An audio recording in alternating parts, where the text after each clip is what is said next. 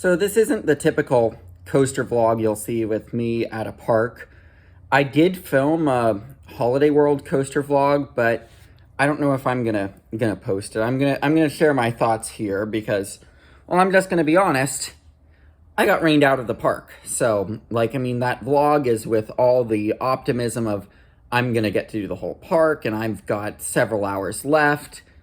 And yeah, that didn't happen. So I'm just gonna give my retrospective thoughts on things. And I'm gonna say it really sucks that the 2 days that I have the two main parks that I rescheduled this trip so that I could do, I get rainy days. It doesn't look too bad today, so I should get to ride at least Lightning Run, Storm Chaser, and Kentucky Flyer, because those are my three priorities at Kentucky Kingdom, and then I'll put Thunder Run as the number 4 priority, because even though that is just a clone of the Hurlers, it's a lot better taken care of from what I've heard, and there isn't a trim on it, so it's a lot better than Hurler at Carowinds, which I rode earlier this year, and it was average. So that's my thoughts on Hurler at Carowinds, that it was, it's a credit, do it, basically. But yeah, so I got rained out of Holiday World. So what did I get to do? I got to do Voyage, which, that's amazing. And I did post my little cheeky Voyage parody, because that I posted when I was in the park, because it's something I've seen the opportunity for years. Of, you've got a park in a town called Santa Claus. They should have a Polar Express themed roller coaster. And actually, when I have heard that people from Gravity Group in their early days actually advised Robert Zemeckis on the Polar Express, just as a side note. So, me noting that the Voyage is pretty much real-life Polar Express Glacier Gulch, I think there's actually more truth to that based off of what I heard than my just being cheeky about about saying that it would be a good theme for the Voyage. But anyway, for my thoughts on the Voyage, it's a great ride. It's definitely a top-tier coaster for me. There isn't a standout element that I could point to, but what I can point to as being standout about it is the pacing. It's just so incredibly paced, so incredibly long, and all of those hills do give airtime if you're not stapled, which, from what I noticed, the closer you are to the front, the less likely you are to get stapled, because the bars in the back can go down further, I noticed. That's not something a lot of people talk about, but talking about the back row, I know, I think it was either Canopy Coaster or Airtime Thrills talked about how it feels like the Voyage bars, the ratcheting lap bars, can go down further than other PTC trains. That's in the back row that happens. And knowing that they removed a car, I wonder what it would have been like in that very back car. I wonder what that ride would have been like. Just the enthusiast in me wants to know. But anyway, back to my thoughts on the park. So Voyage was great, and Thunderbird, which I also got to do, I can say that the launch was excellent. Thunderbird is basically B&M's version of Furious Baco, the way I look at it.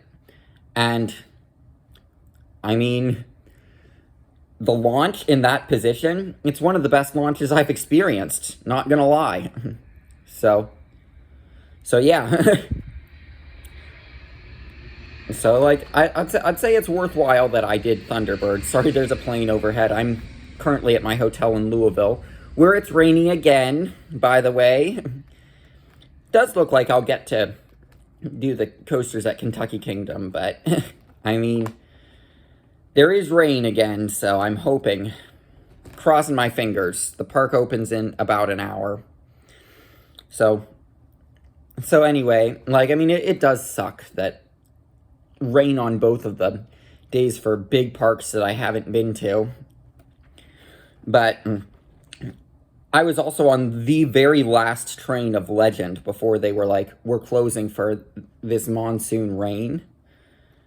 And, like, I mean, if I would have known that that was gonna that the rain was gonna happen and the gigantic thunderstorm, I would not have done flat rides. I would have gone boom, boom, boom, boom, boom, and then gotten more rides on Voyage, and not focused on getting both sides of Thunderbird when I was there, thinking I'm not gonna want to go back up there because it's a substantial walk from the rest of the park.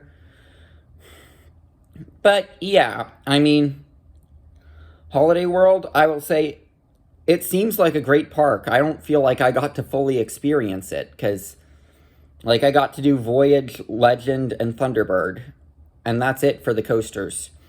Like, before the big rain that shut everything down, like, really shut the park down, came, I did get to do Gobbler Getaway when there was a more minor rain that was happening that shut the coasters down, and I'm going to say, as a vegetarian, I actually loved the ending. I was going, yes, when it was like, I couldn't do it. So, like, that ending, that made me smile.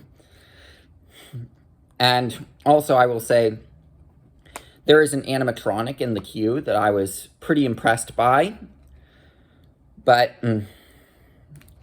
other than that, I mean, the flat rides were basically standard that I saw at Holiday World. The standard classic flat rides.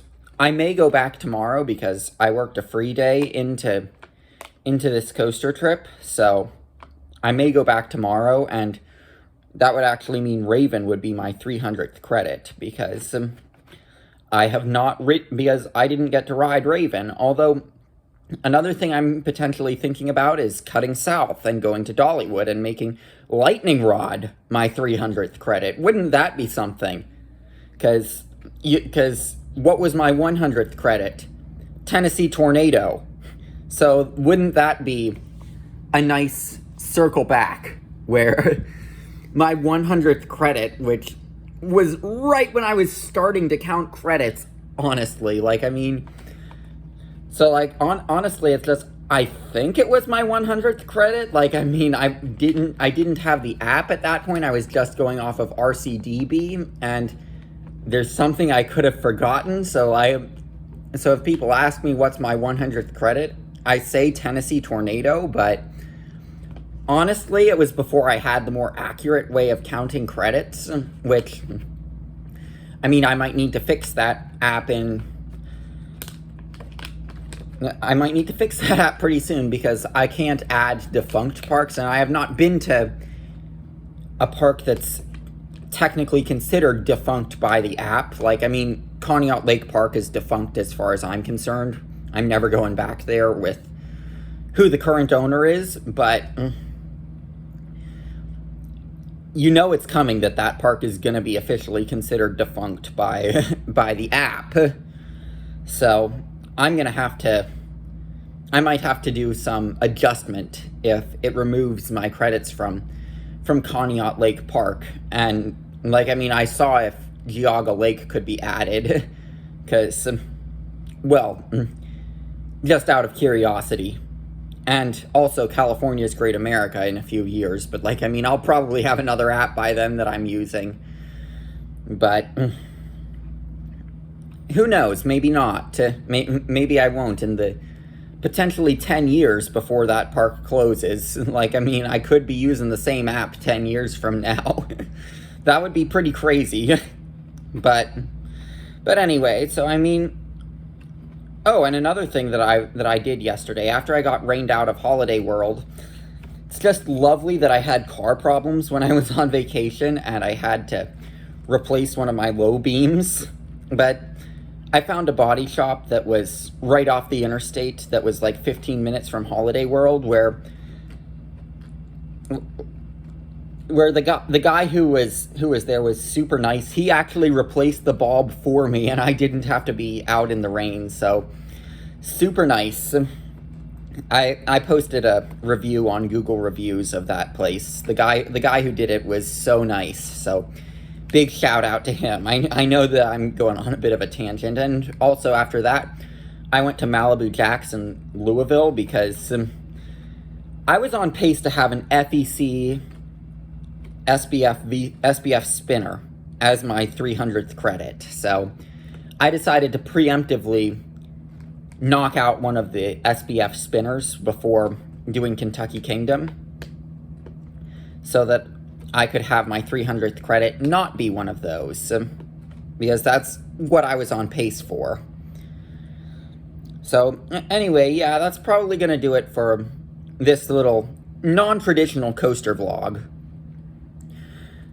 about how my day at Holiday World was and what has happened since, because I mean, it's been interesting. I may post my Holiday World vlog with the disclaimer that there's a lot of context of what happened after that's missing.